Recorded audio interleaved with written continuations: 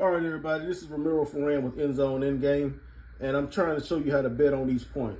This point right here, that's a wide receiver, that's worth 5 points. And if you put this, it's going to be $5 if you bet on that position. Each position, you got to bet $5 on. 5 times 5 is 25. 5 times 4 is 20. 5 times 3 is 15. 5 times, where's my 2-point marker at? Something's covering up my 2-point marker, but anyway, it's on this side too. 5 times 2 is 10. And 5 times 1 is 5. All right. So every time you put $5 on each one of these marks, it's going to be $5 times whatever that position is worth. In this case, $5 times the wide receiver is 1 point. $5 times the running back position is $10. $5 times the wide receiver right here is 3 points. That's 15. The tight end is 5 times 4 is worth 20. And the wide receiver in the end zone, when you score in the end zone, that's 5 points. 5 times 5 is 25. All right, the dealer needs to know, and you already know how it is. If the house wants to win, the dealer needs to know what order that spade is coming out. The spade is a touchdown. All right, any ace card, face card is worth 10 points.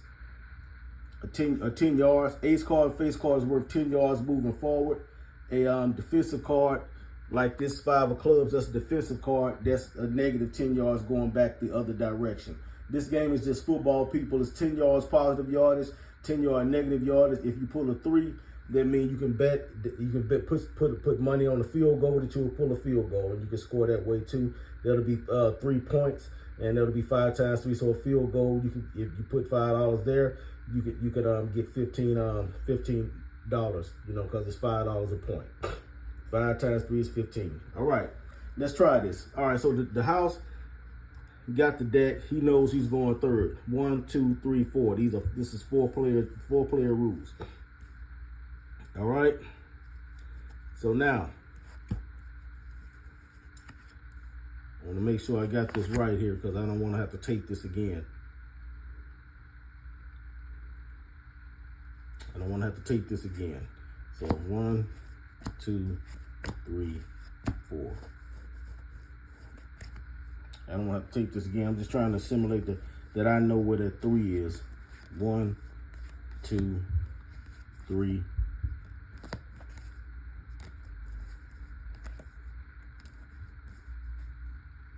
All right. Biggest thing is, which I'm having a problem doing with one hand, but I'm trying to show you how to bet on how to control the big ace. You got to know where the ace is, because if the house is trying to win most of the time, you got to know what order he is. So okay, I'm gonna deal a card 1. I'm gonna deal a card 2. Deal a card 3. Deal a card 4. All right. I'm running out of room because I got money on the table. But anyway, it'll be modified when they get to your casino. You can modify a bigger tarp. You can order a bigger tarp from me, or you can use one the size that I have here. It's up to you. But anyway, we're gonna flip our card. Player 1 is gonna flip a card. That's a 5 of clubs. That's a negative yardage card. He's gonna go back to the 40-yard line because it's not he can't advance. If he don't advance, he got to go back 5. You got to go back 10 yards. Number 2 flips the card. He's got to go backwards. He's going to go backwards as well.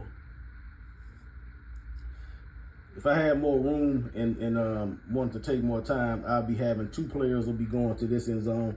2 players will be going to the opposite end zone. But I'm going to just keep everybody going to the same end zone just for tutorial purposes.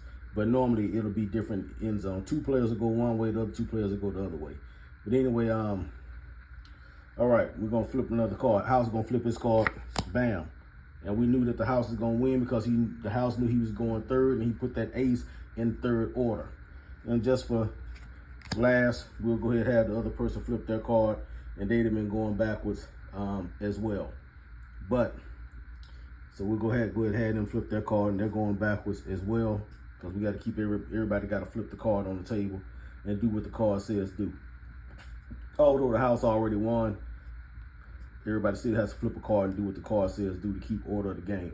Now the house already won, so that's 7-0. That's touchdown. Once the big ace comes out, that's touchdown. That's how you do it with 4 players. All right. Now I'm gonna try another set of cards. Stand by.